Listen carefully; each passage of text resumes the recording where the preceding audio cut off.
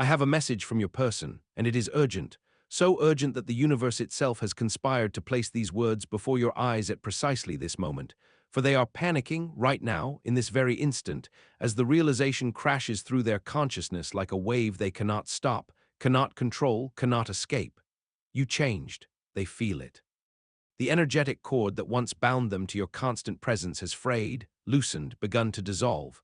And for the first time since you entered their life, they are experiencing the most primal of human terrors. The fear of permanent loss, the fear that you are truly, finally, irreversibly slipping beyond their reach into a future where they no longer exist in your heart. This is not the vague unease they felt before, when they could sense your longing but knew you would always circle back, always forgive, always wait with that patient, aching hope that kept you tethered to their orbit. This is different. This is the cold, stark understanding that your silence is no longer the silence of someone waiting to be chosen. It is the silence of someone who has already begun to walk away, who has turned their face toward the light of their own becoming, who has finally understood that waiting for another to see your worth is a betrayal of the self that the soul can no longer tolerate. Your shift has sent shockwaves through the invisible realms where energetic bonds are formed and dissolved, where soul contracts are honored or broken, where the collective unconscious whispers truths that the conscious mind refuses to hear.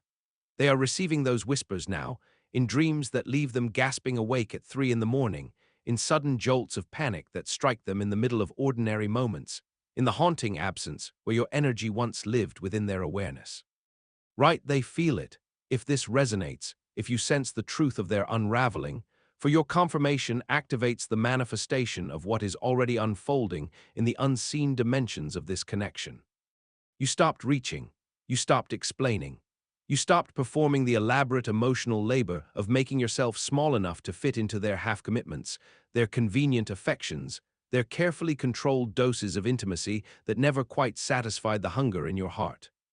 You stopped sending the messages that once flowed freely, stopped checking their social presence with that compulsive need to know they were thinking of you, stopped offering your energy in those 1,000 invisible ways that kept the connection alive even when they withdrew, even when they chose distance, even when they made you feel foolish for caring so deeply. The silence you created was not born of anger or manipulation. It was born of exhaustion, of a soul finally recognizing its own depletion, of a heart that looked at itself in the mirror of honest reflection and whispered, with profound sadness but growing strength, "I cannot do this anymore." And that authenticity, that genuine release, carried a frequency they had never encountered from you before. Where there was once the desperate vibration of longing, there is now the steady hum of self-return. Where there was once the anxious energy of hope postponed, there is now the calm power of a person who has begun to gather their scattered pieces and rebuild the temple of their own being. They notice everything. They notice that you no longer watch their every move through the digital windows that connect your worlds. They notice that when they post, seeking the validation of your attention, your response does not come, or comes so late, so brief, so lacking in the effusive warmth you once offered, that it feels more like absence than presence.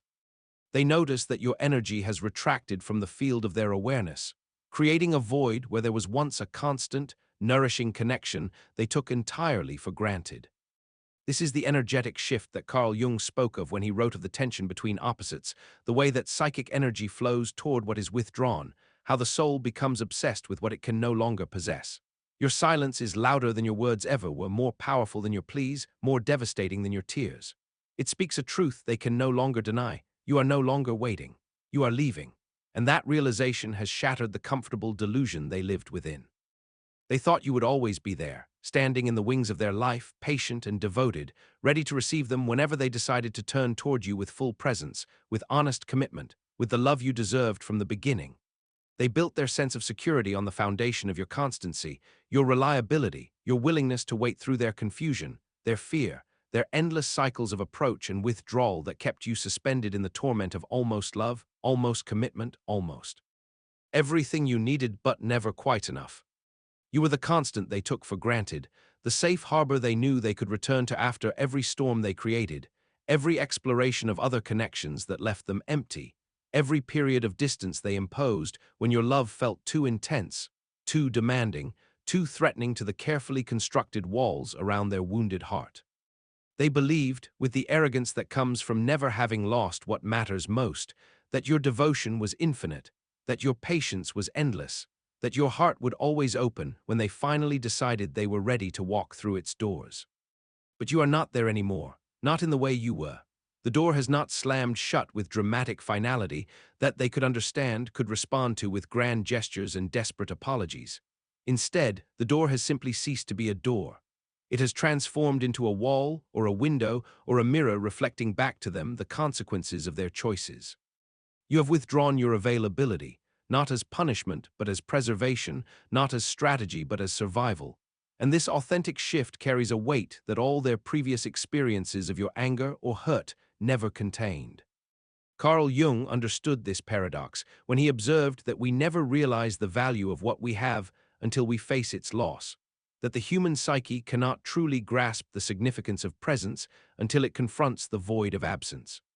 Your person is living this ancient truth now, feeling it in their bones, in their sleepless nights, in the sudden catch of their breath when they remember the way you looked at them with such complete acceptance, such unconditional seeing, such rare and precious recognition that they have never found in any other eyes before or since.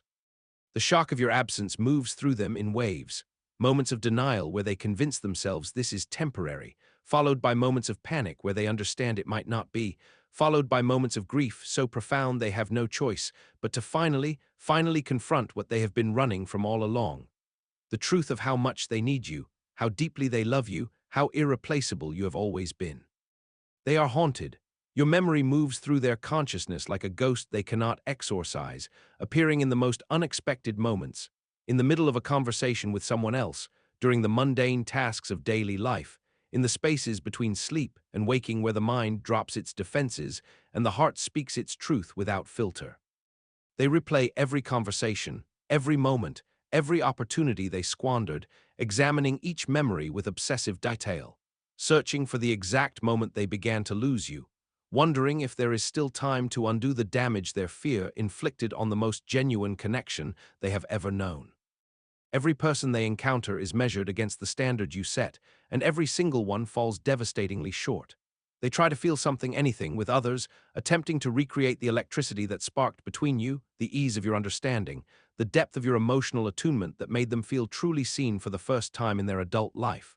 But the connections feel hollow, performative, exhausting in their superficiality. No one laughs at their jokes the way you did. No one understands their silence the way you did.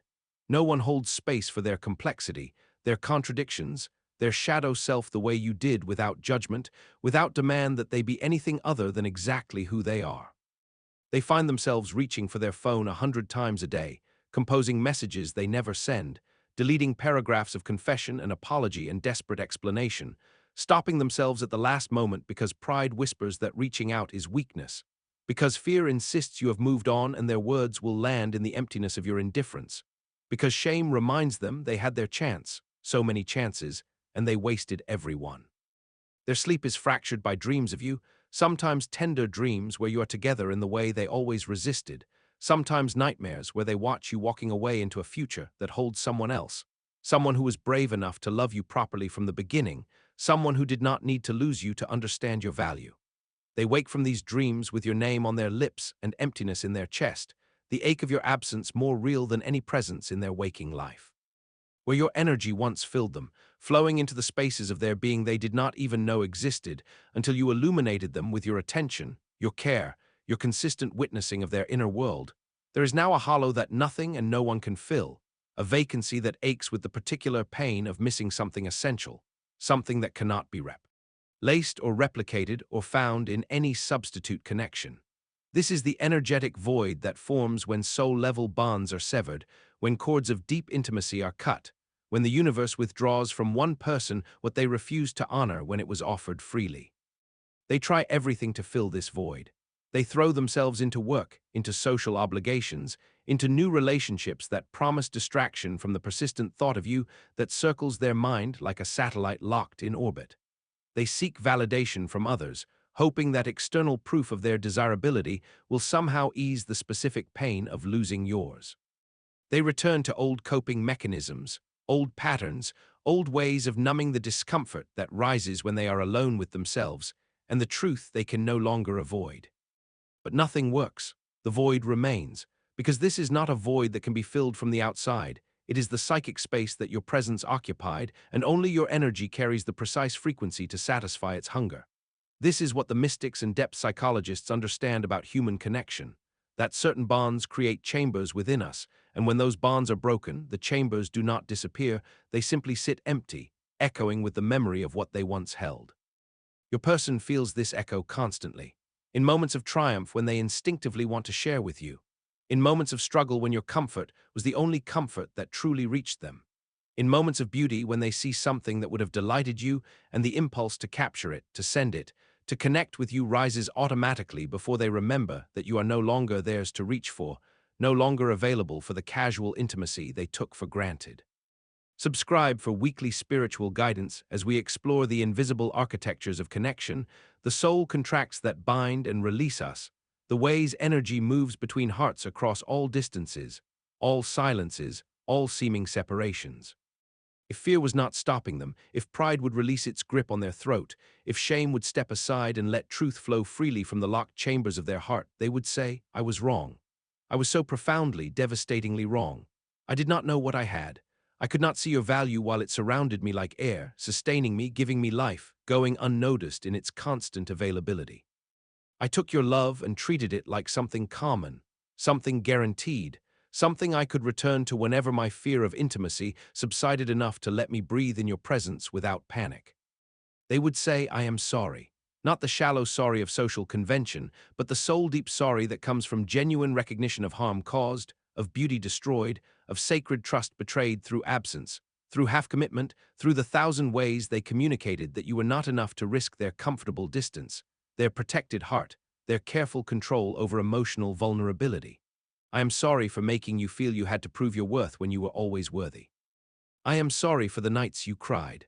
I am sorry for every time I made you question your own perception when you always knew, that I was holding back. They would say, "I need you."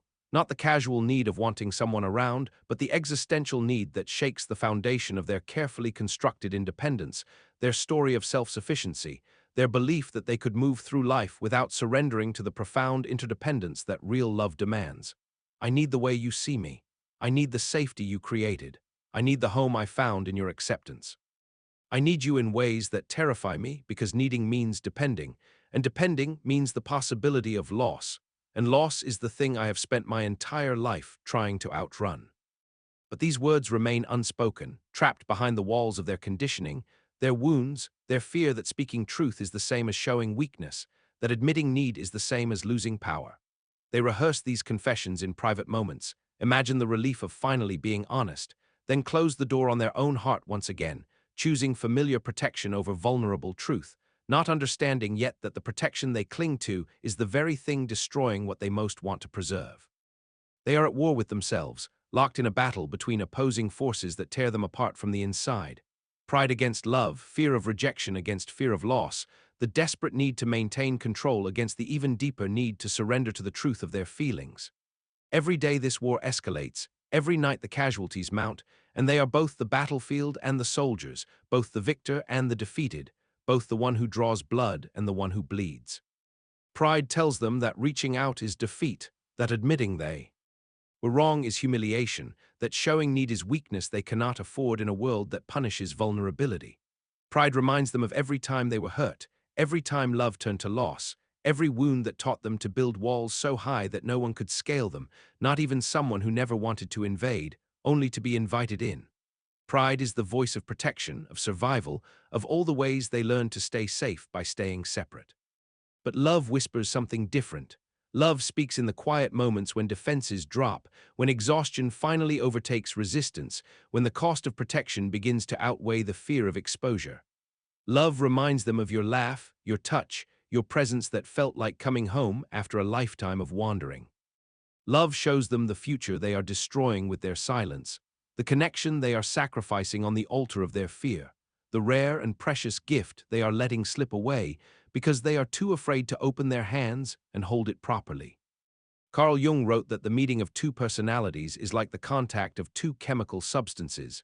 If there is any reaction, both are transformed.